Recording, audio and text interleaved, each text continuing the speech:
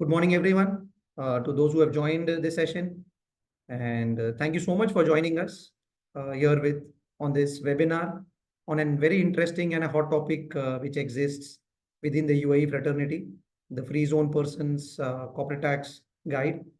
We'll be sort of walking through this topic over the next 60 minutes. The agenda of this topic is to cover some of the insights that the recent guide has brought out, as also touch upon some of the issues that we've observed based on our practical experiences and assess what are the key takeaways. With that, let me sort of get going and introduce to you who will be sort of speaking, what is the agenda that we'll cover, and how you'll be able to benefit from the session. So with us today, apart from myself, I have my colleague, Kapil, who's a transfer pricing partner. So we'll be sort of co-presenting. I'll be taking up the sessions on the corporate tax slides, and Kapil will be speaking on the transfer pricing and the substance slides. To very quickly introduce myself, I'm a tax partner based in UAE, looking after corporate and national taxes. Been doing taxes for close to 19 years, with my area of specialization being corporate taxes. Thank you. Certain housekeeping rules, a pit stop before we zoom into the session today. The webinar is scheduled for about 50 minutes with 10 minutes of Q&A. Continue to submit your questions through the session in the chat box that you've seen on your screen on the Zoom window. The webinar will also be recorded to ensure that you all will have subsequent access to some of the valuable information that we'll share on this session. Let's make it more interactive and a fun conversation to have today. So what we intend to cover today is not only the corporate tax guide, but also some developments that have occurred in and around the free zone regime within the UAE, what has led to the release of this guide and what's next. Within the guide, we'll also be covering on specifically what is qualifying income, what is excluded income, what are qualifying and excluded activities in that sense. Thereafter, we'll touch upon the most important aspect of the free zone regulations, which deal with adequate substance and transfer pricing, because those are absolutely two critical elements to ensure that we remain tax-free.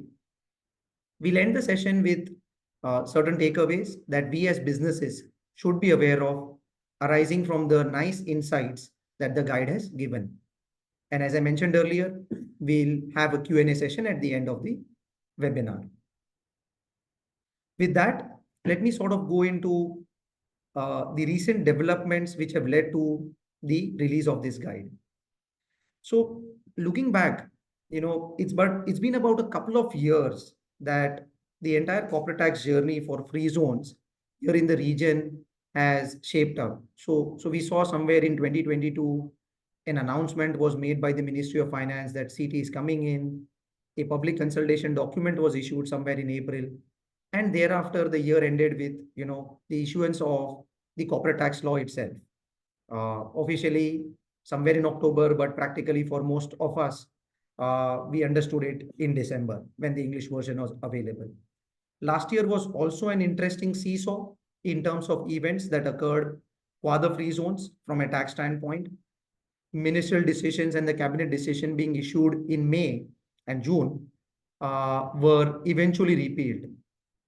In between that, the ministry thought wise to take a public consultation on the free zone regulations, and thereafter they issued revised cabinet decision as well as the ministerial decision being 100 and 265 respectively somewhere in October, and that essentially gave a lot of depth to what the free zone tax rules look like.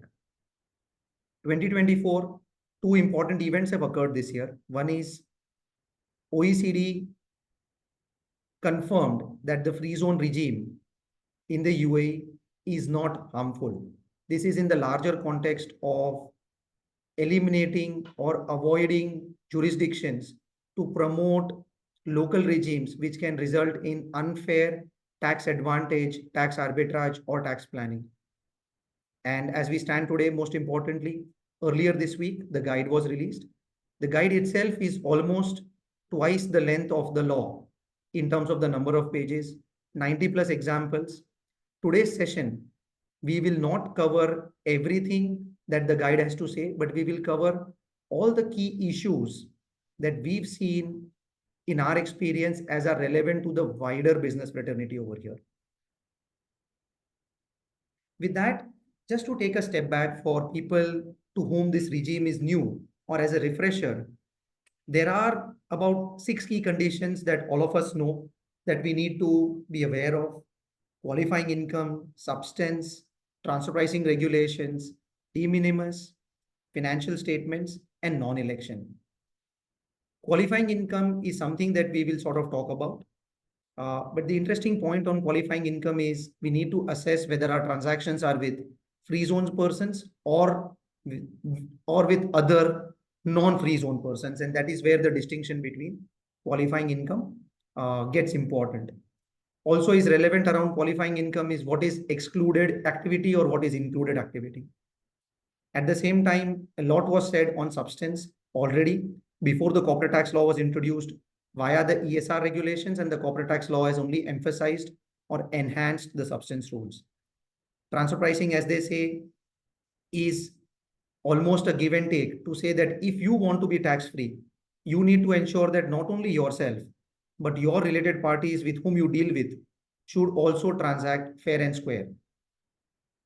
De minimis requirements was essentially a prohibitive rule to ensure that businesses don't intend to have free zone companies with minimum, sort of qualifying income or qualifying activities, but have a lot of non-qualifying revenues or income. We'll touch upon financial statements in a bit, where the guide has clarified an interesting topic on what it means to prepare audited financial statements for a free zone person. Lastly, of course, we should not elect a 9% UAE corporate tax, else we lose the qualifying free zone benefit for about a period of 5 years.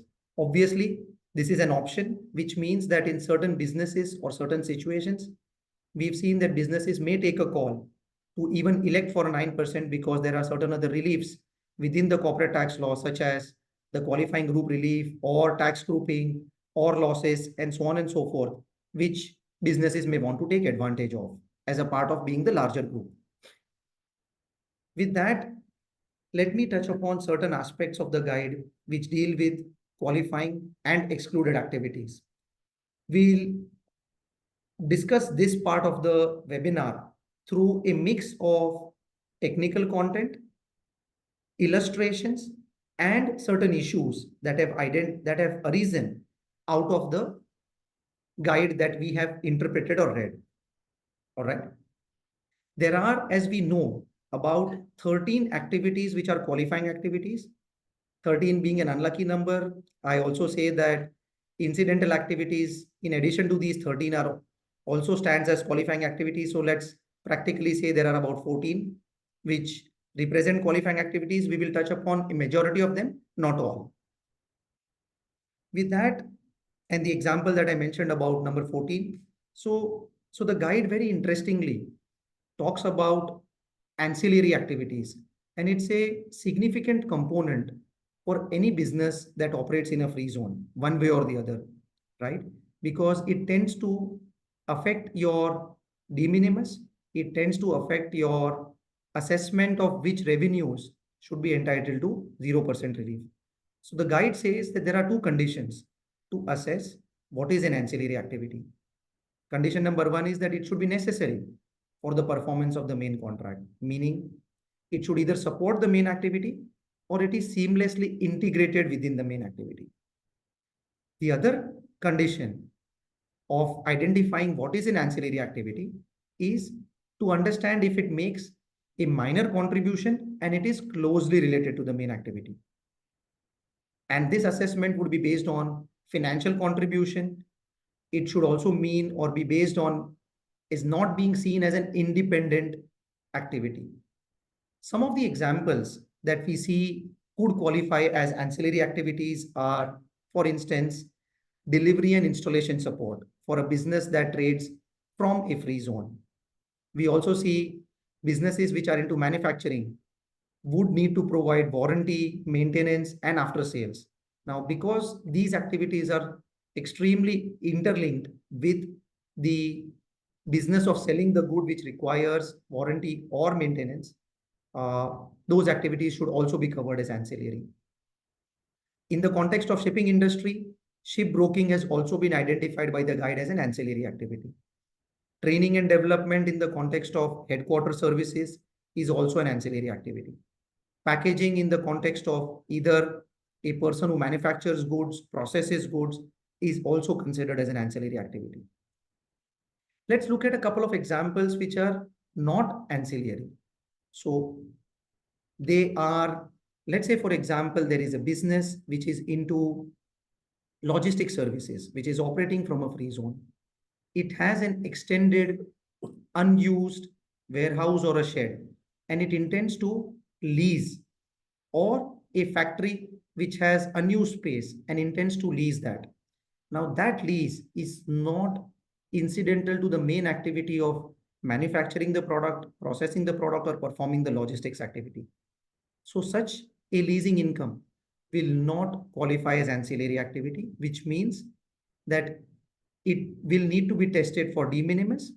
And if the de minimis thresholds are breached, then it can potentially taint the free zone exemption.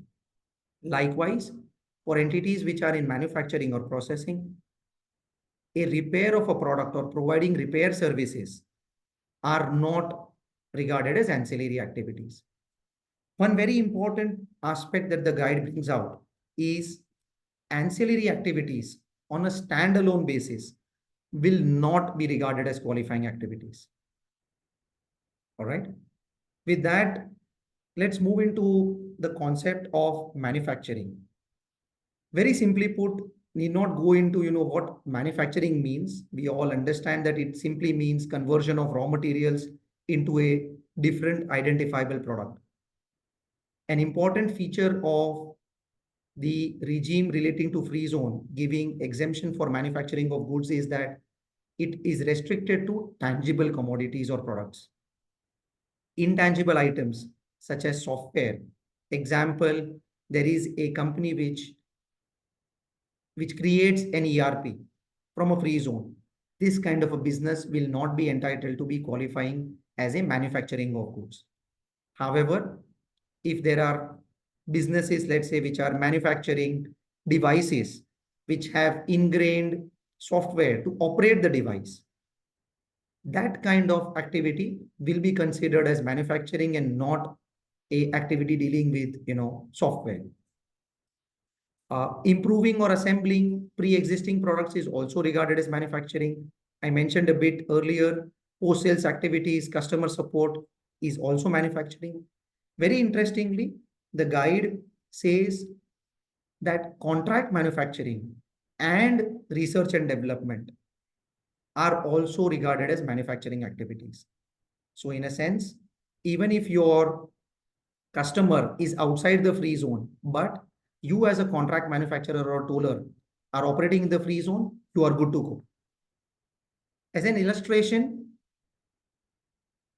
if you are performing manufacturing, distribution, and other services from a free zone, and let's say your customer is another free zone person, revenue arising from this entire activity will qualify for the free zone relief or the 0% tax. On our interpretation of the free zone guide, it seems that there is a doubt that gets arisen if the manufacturing activity, let's say, is conducted from a designated zone with non-free zone customers, and that manufacturing activity also entails distribution, sales, and logistics. In that context, the guide seems to indicate that the distribution, logistics, and sales activities are not manufacturing, and they need to be tested differently, and they need to be performed from a designated zone. The guide also somewhere hints or indicates that possibly sales by a manufacturer could be incidental or ancillary, but that needs to be tested on a case-to-case basis. So in our view, this aspect of a manufacturer operating from a non-designated free zone, a full-fledged manufacturer, requires further assessment because of the doubt that has got arisen from the guide's interpretation. With that, let's look at the second aspect of qualifying commodities. Excellent assessment or interpretation brought out by the guide, and we must thank the FTA on this count that they have explained a very important aspect of qualifying commodities dealing with the term raw form. But before we do that, let us understand what is trading of qualifying commodities mean. Very simply put, it is physical trading of qualifying commodities or associated derivative trading, which is to hedge the risks. There are four activities of trading which are considered as qualifying commodities: metals, minerals, energy, and agriculture. These products should be recognized or should be traded on a recognized stock exchange. It could be either in the UAE or outside the UAE. For example, the London Metal Exchange, or for example, the Dubai Gold and the Commodity Exchange. It is not necessary for a trader to take the free zone relief that its trade has to happen on the commodity exchange. It can happen off market as well, right? With that, let us go into what raw form means. So what the guide has clarified is that raw form means natural or unprocessed state, but at the same time, it also clarifies that some element of refining, sorting, filtering, etc., or any minimal processing to meet the standards or specifications for it to be traded on the on the commodities exchange is okay. Here, the guide suggests that an HSN code would serve as an indicator to assess whether the commodity remains in the raw form or not. Some examples that the guide suggests include gold, if they are converted into bars or coins, or gold as a bullion, which is traded with 99 point some percentage purity on the commodity exchanges, is okay to be considered as a qualifying commodity. Likewise, raw materials or minerals such as rock, potash, nitrogen being converted into fertilizers are okay. Similarly, crude oil and natural gas will also be considered as qualifying commodities merely because the impurities, water, sand, etc. removed for them to be considered as crude or natural gas is not an issue. Likewise, the guide gives an example around coffee beans. So for us as tax professionals or as a wider fraternity, we feel that this is an extremely important clarification which will help a wider business fraternity. With that, let's move into another activity of the free zones. We now touch upon holding of shares and other securities. So we are moving into a different industry, the investment industry. Very simply put, we all know that holding companies incorporated in the free zone and earning income from their investments, either in the form of dividends or capital gains, as it is loosely called, is entitled to the free zone relief. The guide brings out a very important clarification that a free zone person, which was required to hold the shares of the security for a period of 12 months, this test can also get satisfied even if the free zone person is able to show that it intended to hold the investment for a period of 12 months. So it is not necessary that the entire period of holding is completed before the income could be considered as entitled to a 0% relief. Of course, in terms of coverage, an extremely important clarification for an upcoming or a new age industry, cryptocurrencies or holding of cryptocurrencies is now covered as a share or a security, and hence businesses which are engaged in owning cryptocurrencies and earning income from trade thereof from the free zone will be entitled to a 0% relief. We'll come to an issue in a moment on this one, but still, even if you are owning a cryptocurrency, you must ensure that you hold it for a period of 12 months for you to consider income arising therefrom as a qualifying activity. One another very important clarification that the guide gives is that if we are trading on a recognized stock exchange, there is a deeming presumption that your trade will be a qualifying trade, and it will not be necessary for you to check whether the buyer is a natural person or not. This is because trade with a natural person is otherwise an excluded activity from the provisions of the free zone tax rules. So this is a very important clarification for businesses. Another nice clarification for all businesses is that incidental and ancillary income in the context of all our SP arrangements where there is a indemnity claim or where there is a financial recovery which arises on account of a post transaction event are covered as qualifying income. A simple example could be that an indemnity was taken for unknown liabilities at the time when the SPA was done, but after 2 years, those liabilities are fructified and the seller is required to repay the buyer certain amounts as per the SPA. This income is qualifying income. On securitization of assets, the guide gives an answer differently for assets which are securitized towards underlying asset being a financial asset versus an underlying asset being a non-financial asset. So long as the underlying asset is a financial asset, securitization of assets and income arising therefrom will be covered. But if it is a non-financial asset, the answer is no. Now, there are two issues that we have seen could be necessary for businesses to be considered.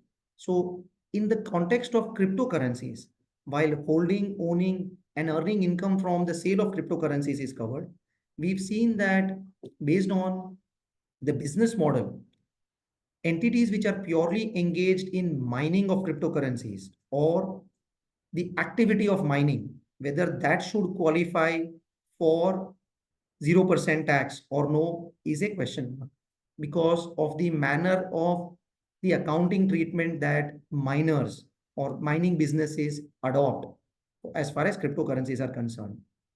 This requires a specific evaluation.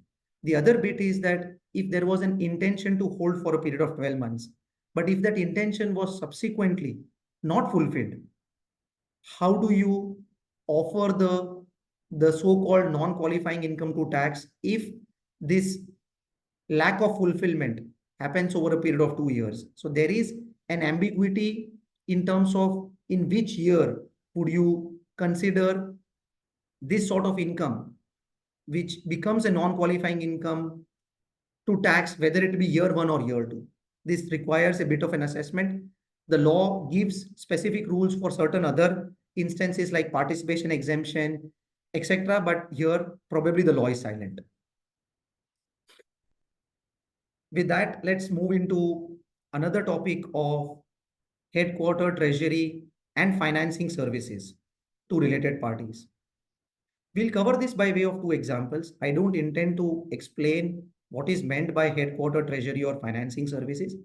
Let us try and assess some issues arising out of the examples or the situations that have been narrated. So on the left-hand side, we see an example where there is a free zone company. It is the owner of a franchise and a brand, and it licenses out the franchise rights, including the know-how, etc., to related parties. And let's say it's a franchise for a coffee joint, right? As a part of this franchise arrangement, the free zone company is entitled to a service fee or a bundled fee for a number of activities, which would include marketing, financial management, the know-how to how to manufacture a coffee or make a coffee in the example that I said, and also allow the incidental use of the brand name or the trademark. Apart from that, the free zone company in this example is also engaged in sourcing beans to the related parties so that coffee could be brewed and sold at the retail stores. Now, in this example, to the extent the bundled fee is relating to the headquarter services, which includes marketing strategies, financial management, know-how, the allowing the use of the brand name. To this extent, income arising from these services will qualify as headquarter services and entitled to a 0% relief. On the other hand, distribution activity, which related to procuring coffee beans and selling those coffee beans onwards to related parties would qualify for 0% relief only if these activities are done from a designated zone. So businesses which are engaged in mixed activities should exercise caution in terms of their models. One important aspect that the guide brings out as far as the definition of related parties is that related party only means juridical persons, which means that in my example, if there was a unincorporated joint venture, which may be a related party for the tax law purposes, but at the time of interpreting the free zone rules or this benefit, the unincorporated joint venture would not be regarded as a related party. And hence, headquarter services to such parties may not qualify. With that, let us look at the example on the right-hand side, which relates to treasury and financing services. In the context of treasury and financing services, very interestingly, and I'm sure many of us would have probably glanced through the guide, are excited to hear the term self-investment, right? So what the guide illustrates, and I would say partly rightfully so, partly affecting certain businesses, and we'll cover that in a minute. So we talk of a free zone company. The free zone company provides treasury and financing services to related parties. That could be anything to do with cash pooling, risk, foreign exchange risk management, general cash management, and so on and so forth. It earns a service fee for that. This service fee qualifies for 0% relief. At the same time, this free zone company has own funds and it deposits these surplus funds and earns interest income. The guide goes on to clarify that this self-investment is also regarded as treasury and financing services to the self. And hence, this income will also be considered as qualifying income. The doubt that gets arisen, and it has been clarified at different places in the guide, is that, let's say, for instance, if I were to change the example to a manufacturing company, which does not provide treasury and financing services to related parties. And let's say this manufacturing company has surplus funds and it places these surplus funds with bank and earns interest income. Now, this interest income will not be regarded as incidental or ancillary and hence will have to be tested for de minimis. So this is something which the guide seems to suggest that a stand-alone income being earned from surplus funds is not a qualifying income.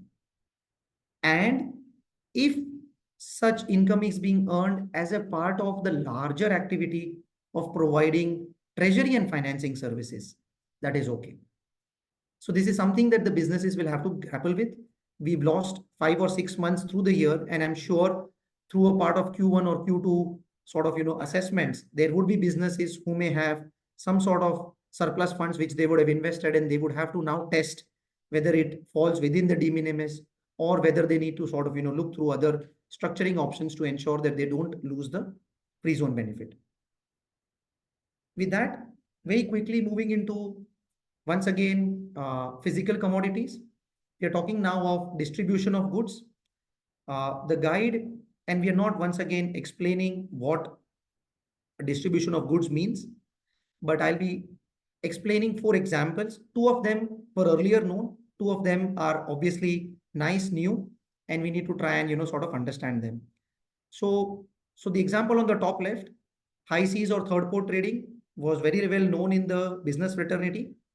Simply, the guide has confirmed that high seas trading is entitled to free zone relief so long as the entity operates from the free zone, has adequate substance, etc. Merely because the goods are sourced from a country A and directly shipped to country B, they should not result in any disqualification merely because the goods are not entering the UAE designated zone.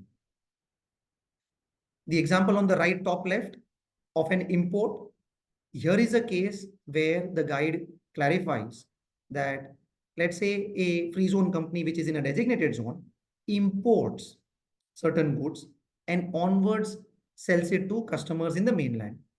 In this case, there is a requirement that the goods must enter the designated zone. So this is an example of an import.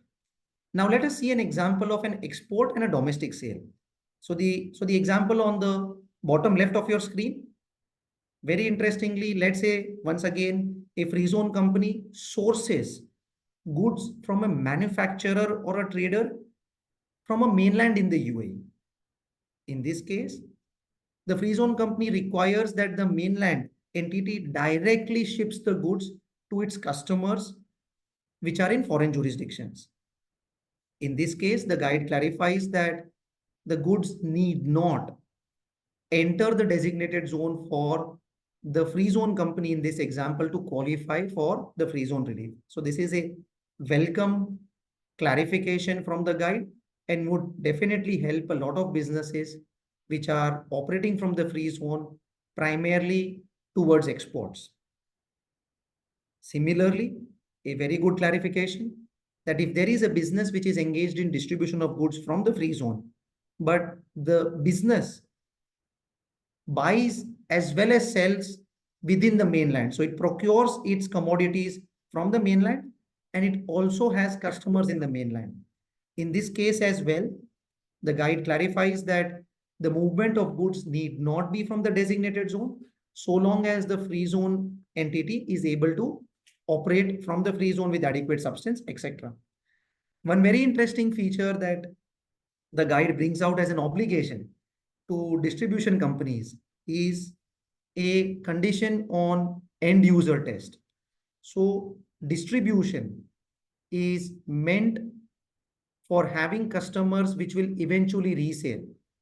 So what the guide says is that the business which is engaged in distribution must seek a confirmation either through an undertaking or a KYC or the contract to ensure that the customer which is buying the goods is not the end user, because if it were to be the end user, then that sale is not distribution.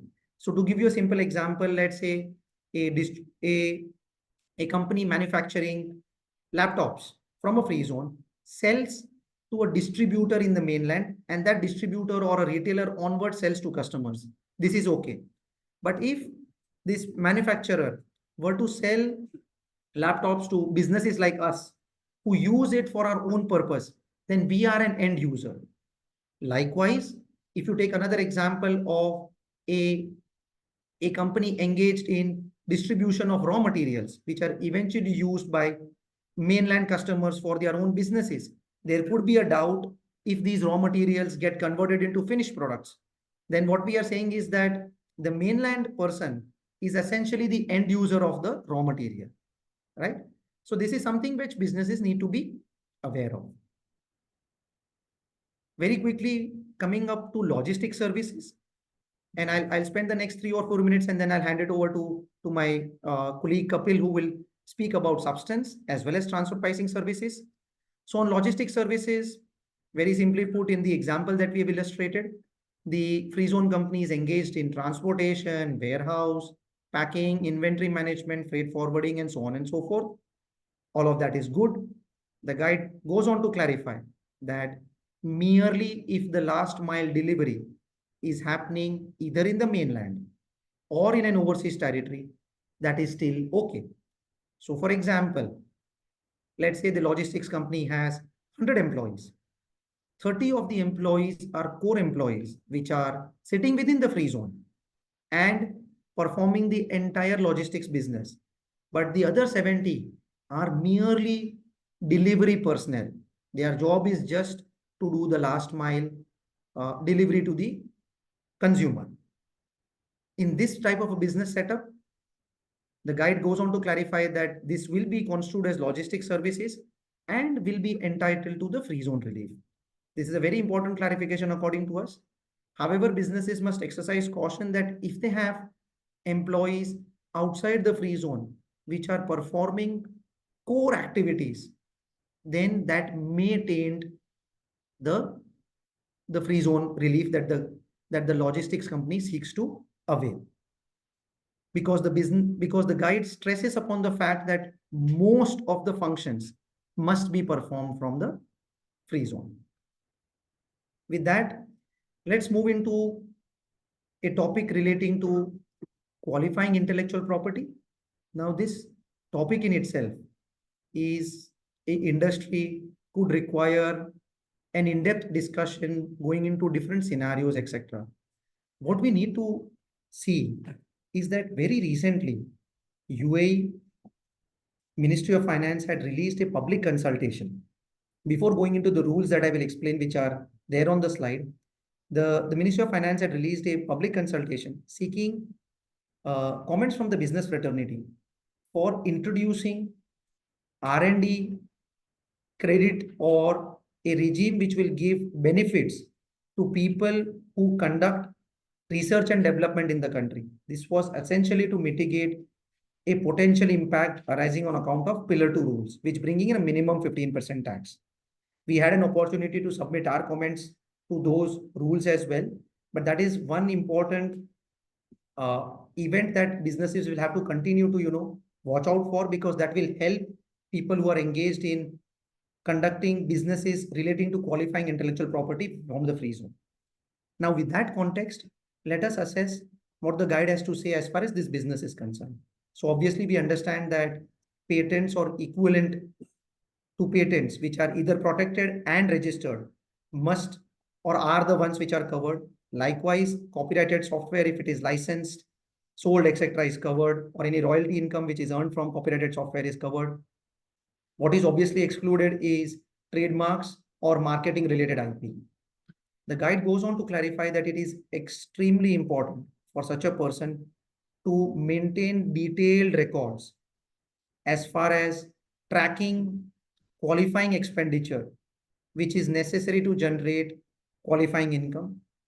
It must maintain records almost on a live basis, because the guide seems to suggest that the FTA would call for this records or documentation as and when they want, and probably not necessarily only at the time of an assessment, right? The guide also explains what is meant by qualifying an uplift expenditure, which is 30% on top of the qualifying expenditure. Two important rules in computing qualifying expenditure: unsuccessful research and development related cost should be excluded from computing qualifying expenditure. The other important rule is from the context of income. Income from non-qualifying intellectual property is okay, and it will not affect your de minimis. However, one very interesting point which you would see on the right-hand side of your screen is that the guide goes on to say that this non-qualifying intellectual property and any income or losses arising from these should be computed on a standalone basis, which means that if a business generates losses from an intellectual property which is not qualifying, this loss can be set off only against future income that will arise from such an intellectual property. So this loss cannot go towards other businesses.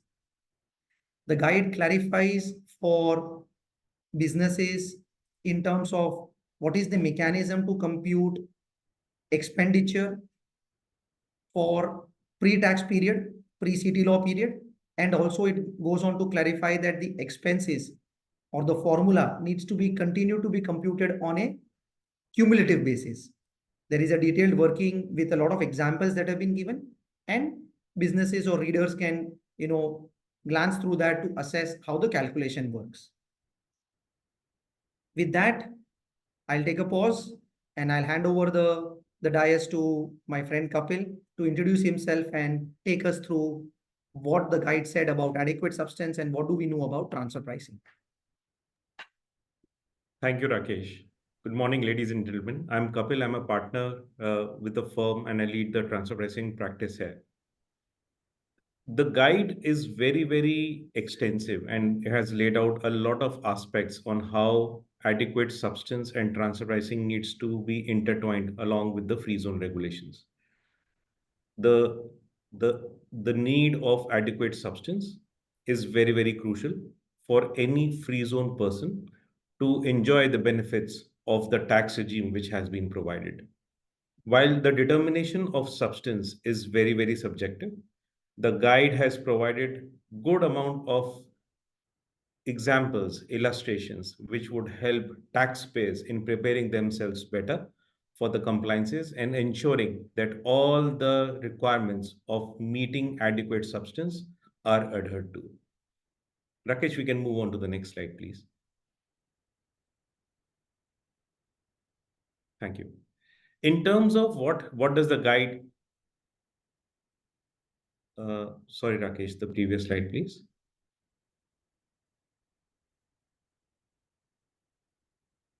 Thank you. In terms of what does the guide typically say on what is adequate substance? It says, then when there is a qualifying free zone person engaged in certain activities, it is very, very crucial for that free zone person to identify what are the core income generating activities and from where those core income generating activities are being delivered to. That becomes very, very crucial, and we'll discuss those in few of the examples which have been given in the guide. It also detail out that with respect to the free zone person, it should be ensured that the assets, employees, and the operational cost with respect to each SIGA which is being performed is maintained, identified, and recorded as per the free zone regulations and in their books of accounts. One word of caution which has been thrown by the guide is that there could be certain cases where employees may be performing certain activities and a set of activities. They could be senior people like CEOs, CFOs, the strategy officers, the marketing officers.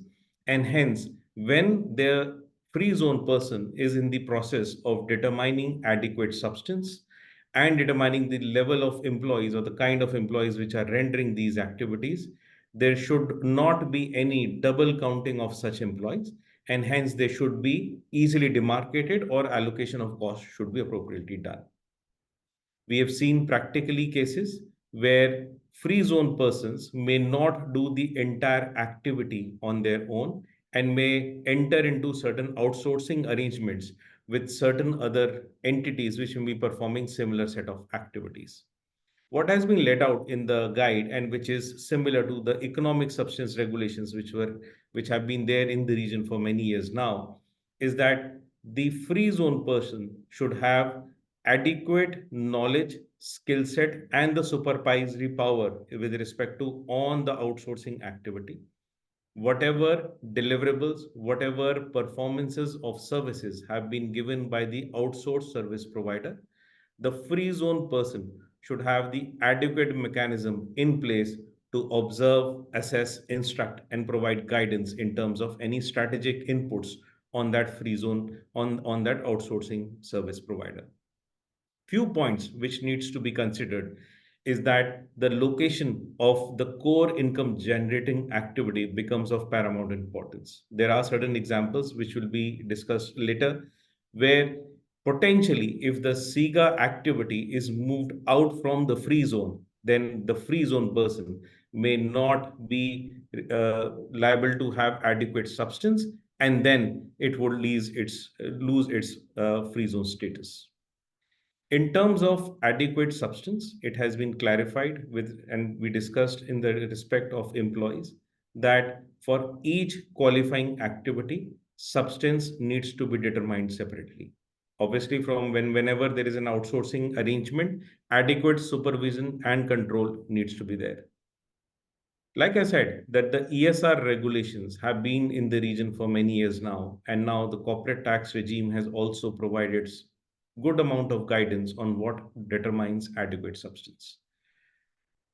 The aspect which we want to bring out here is that under the corporate tax law, there is a financial implication of a free zone person potentially applying to get a tax-free benefit. Hence, the onus to determine substance and to prove to the authorities that the free zone person has all the SIGA activities into the free zone, has the relevant people, has the relevant employees, assets, and expenditure in the free zone becomes more and more rigorous for the taxpayers. And hence, maintaining those documentation with respect to those activities to determine substance is very, very important. Rakesh, we can move to the next, please. Thank you. There are certain illustrations which have been provided in the guide, and we'll take them one by one. With respect to the holding companies, and that has been a very big discussion amongst the fraternity in terms of what happens when we have an SPV or a company which is purely into holding of shares in a free zone. What has been clarified is that the board members constitute enough substance, and while they would constitute enough substance, it is not a requirement to have any operational employees for the holding company, albeit the decisions being made by the board members need to be necessarily made while they are in the free zone, and hence that would really help holding companies to really determine whether they have adequate substance or not. With respect to distribution activity, and Rakesh discussed few examples with respect to which have been laid out. Interestingly, one of the illustrations they have clarified is that you have a free zone person which is engaged into distribution activity, whereas the warehousing for that distribution function is in the mainland. Now, with respect to when you look at the distribution supply chain, warehousing function becomes a very critical aspect and a function, and potentially a core income generating activity for the business. What has been clarified by way of an illustration in the guide, that in cases like these, there could be a potential challenge that the free zone person may lose its status, and hence businesses need to evaluate very, very carefully with respect to their businesses, their supply chains, and the warehousing where have been kept. It could be a matter of evaluation for each taxpayer. Similarly, there could be certain routine activities. Carrying on the example of the distribution company, there could be an entity in the free zone which could be engaged into distribution activities. However, there could be another entity which could be performing delivery services to the end customers in the mainland. Now, what has been clarified in the guide is that while the entire core income generating activity of the free zone company with respect to distribution is being done in the qualifying free zone area. However, if only a minuscule part or the delivery or the end last leg of the supply chain is being done in the mainland, that may potentially not uh, taint the qualifying free zone status of the taxpayer. Like I said, these are just illustrations. These need to be evaluated on a case to case basis. There could be certain businesses where the delivery services could be a very significant aspect and could be a core income generating activity for the business. And hence, these illustrations, while they provide good amount of guidance, but need to be tested on a case specific basis. Rakesh, we can move to the next, please. With respect to employees, and we discussed that for each qualifying activity, ideally there should be a different determination of substance. There could be cases where there are a set of employees.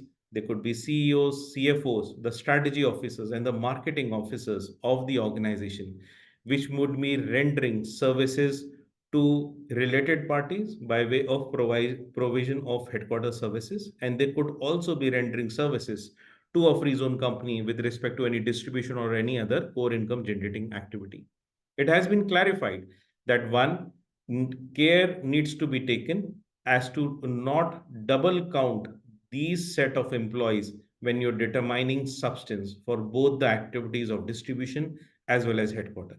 And accordingly, appropriate cost allocation mechanisms need to be put in place so as to track time, so as to not uh, on the wrong side of the law of doing a double counting of the employees.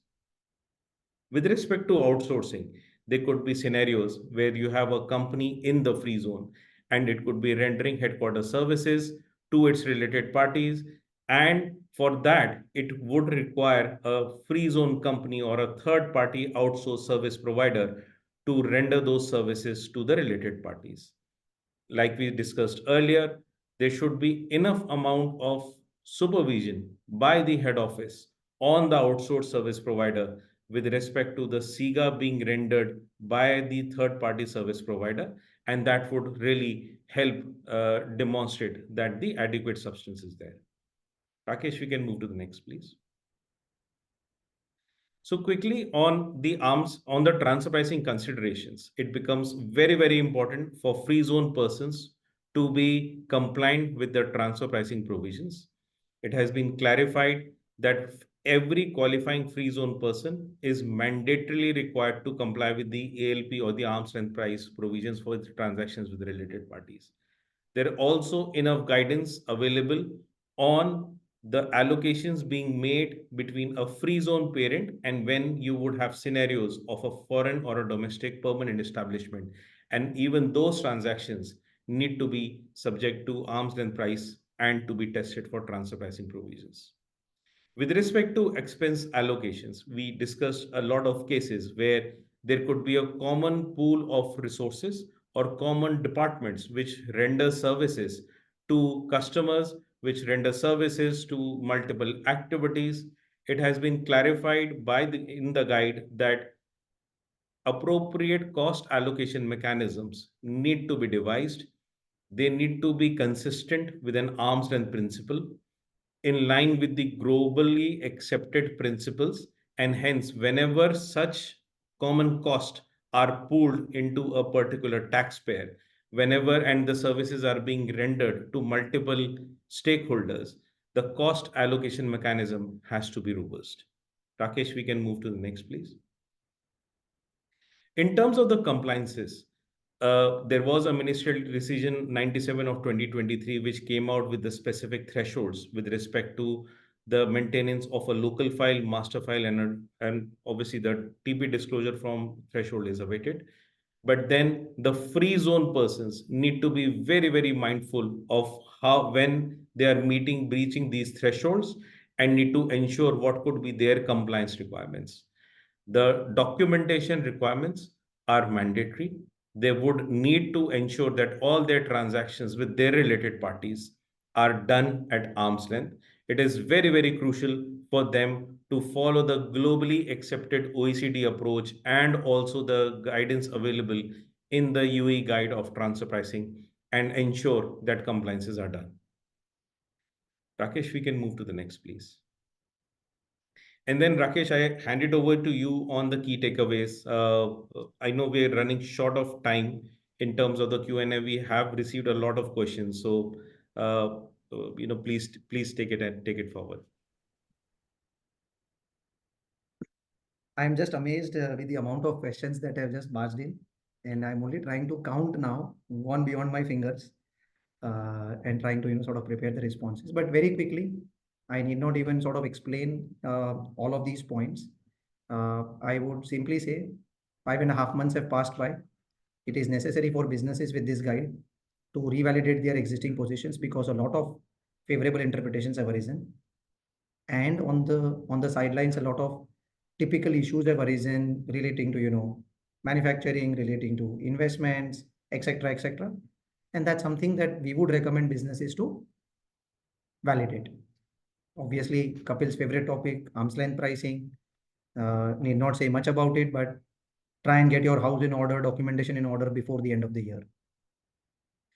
We would recommend that the free zone conditions with the amount of detail that the guide has should be done on a continuous basis so that we avoid any year-end challenges or adjustments to our position.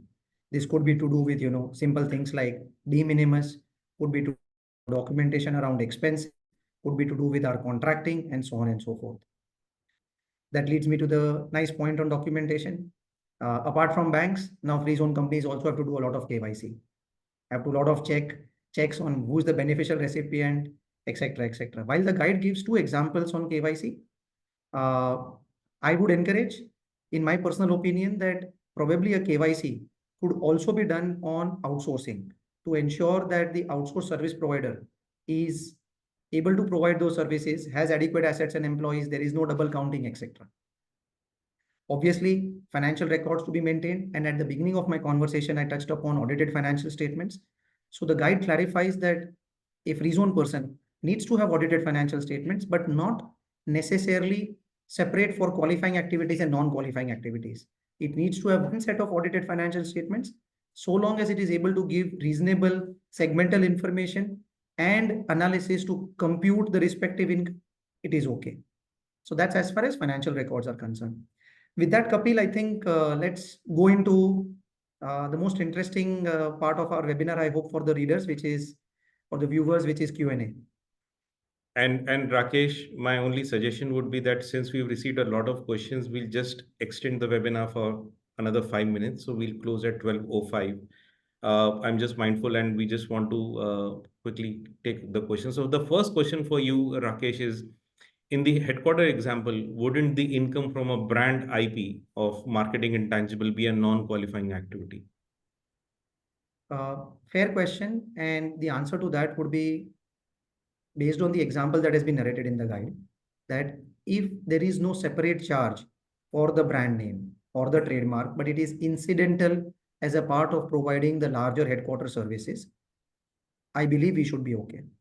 However, if the brand or the trademark is a significant component which requires a separate charge or an allocation to be made either based on account of transfer pricing rules or on account of contractual arrangements, that could very well, sort of be tested differently and may not immediately qualify for the 0% relief. Okay. The other question again for you is that do you expect the FT to come up with a list of recognized commodities exchange that would be considered for commodity traders to decide if they qualify for the 0% corporate tax? So I would hope or expect that the FTA doesn't come out with more lists, because that would mean a lot of work for us to try and tally these, our exchanges with those lists. But what the guide nicely says is that the commodity exchange could be a local commodity exchange or an international commodity exchange of an equivalent reputation. So to that extent, it allows businesses which are trading on commodity exchanges, which are regulated, licensed, and reasonable to call themselves as commodity exchanges, we should be okay. That's my answer. Understood. I'll take the next two, which are slightly interlinked to each other. From a transfer pricing perspective, what are the updates in the free zone guide? And the next question is, do you need to maintain any form of TP documentation if the relevant thresholds are not met for qualifying free zone persons? Now, the guide, while it does have a lot of literature on how transfer pricing provisions would apply, there is an renewed emphasis on the importance of transfer pricing as a regulation for the free zone persons. Many places, wherever the illustrations have been laid out, it says that in order to avail the free zone benefits, the adherence to the transfer pricing provisions and the arm's length principles need to be met. And hence, from an overall guide perspective, while there may not be a very specific section on transfer pricing and any new relevant updates, but then it really re-emphasizes the fact that for free zone persons, transfer pricing becomes of paramount importance. And accordingly, the next question, which says that do you need to maintain any form of TP documentation if the relevant thresholds are not met? While the law specifically provides certain thresholds for transfer pricing documentation to be maintained and complied with, as a best practice, it would be our recommendation to have a policy document or a backup documentation in place, because we are talking about enjoying a 0% benefit or a corporate tax benefit at the time of audits, that authorities may come back and ask the relevant taxpayers to say, okay, you have interacted with related parties. We know your thresholds have not been met, but on what basis have these transactions been done with? What are the backup documentation? What is the level of benchmarkings which have been done? And hence, from a best practice perspective, from a governance standpoint, it is recommended. The next question is, if an existing free zone entity, which was initially not compliant in the first tax period and is now restructuring to avail the free zone benefit, will it be able to avail the benefit from the second tax period? So the answer to that question is that there is a disqualification as soon as a free zone company does not meet one of the critical tests. There is an automatic disqualification for a period of 5 years. So after a period of 5 years, the free zone person once again will need to test itself, and from there on, they could avail the benefits. Right.